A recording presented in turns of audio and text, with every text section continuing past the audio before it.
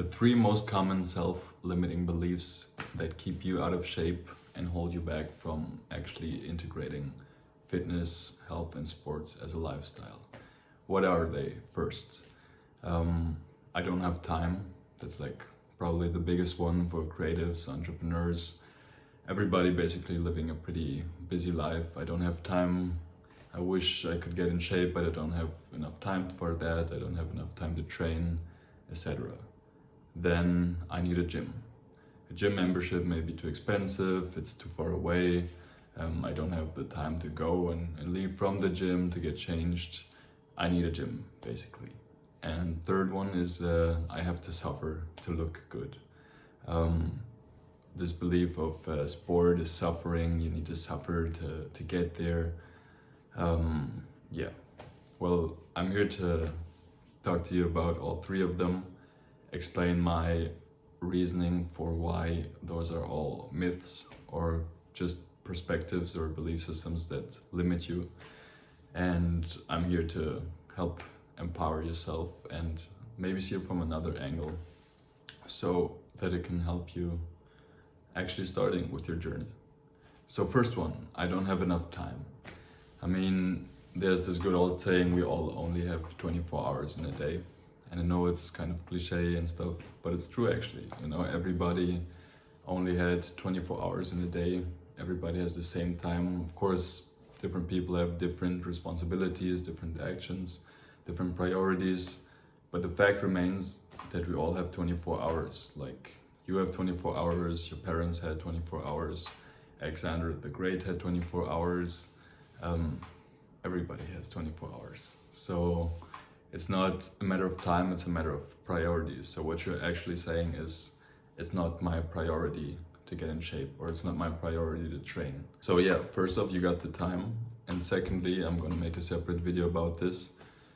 Also, you don't have to do like 1 hour workouts or 45 minutes. There's also a way and a method I'm gonna show you to have like mini workouts, either 2 to 3 or 1 to 3 throughout the day, or just have them as many times as you can during the week. And they can range anywhere from like 10 to 20 minutes. Just do them quick and intense. And that's also a way, if you like really don't have any time, you're like, yeah, I understand, but I'm still super busy and I maybe have like an hour for myself out of the whole day, then you can still get in shape, get good results, be healthy and train with the minimal time needed for that. Okay, let's go to the second point. Let me have a glass of water first.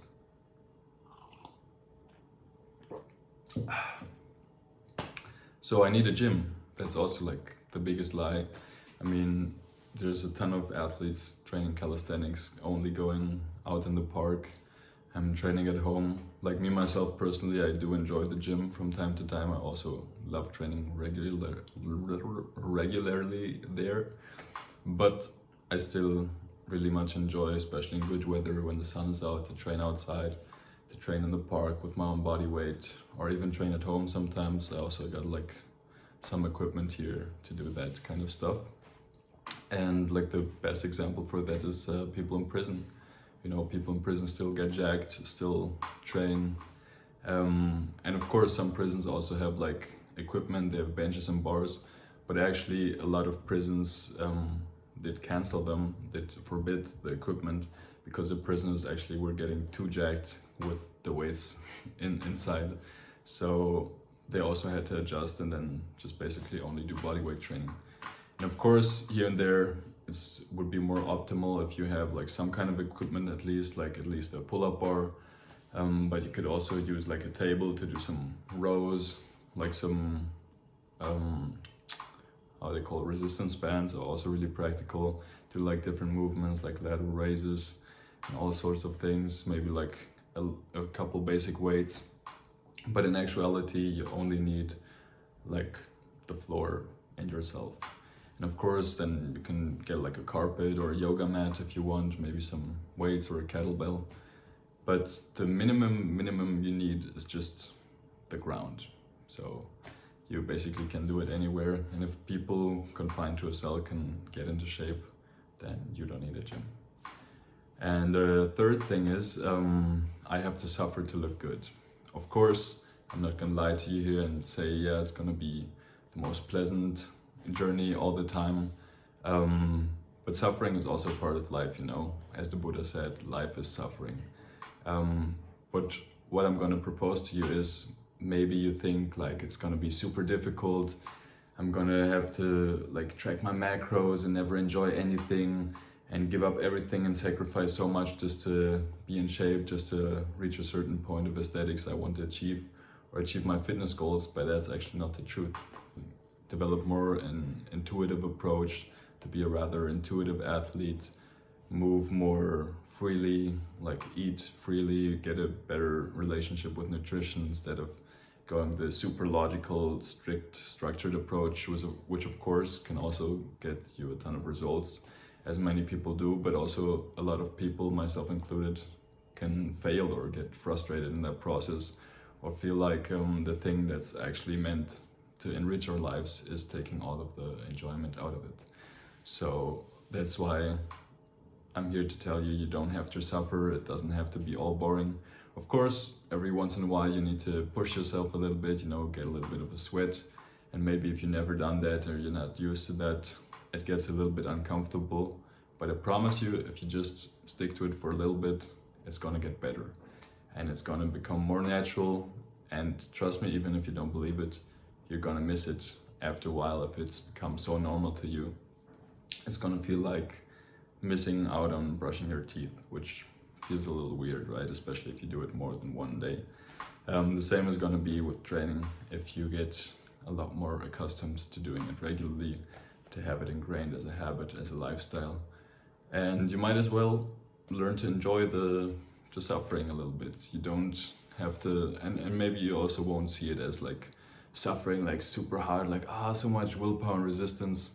As I told you in the video about identity, if you also make it your identity to be the person who trains, who enjoys taking care of themselves, who is disciplined, then actually training won't take as much willpower, and you will also find it enjoyable to push yourselves, even though in the beginning it may seem difficult to like fight against so much resistance. Over time you feel yourself and you feel the exercises become easier, and you actually get more motivated to reach for higher limits and always set the bar higher. So once again, if you don't have any time, you got the time. Stop lying to yourself. If you feel like you need a gym, you don't need a gym, absolutely not. You can go outside, you can train at home. I'm also going to show you a bunch of different exercises and workouts that you can do.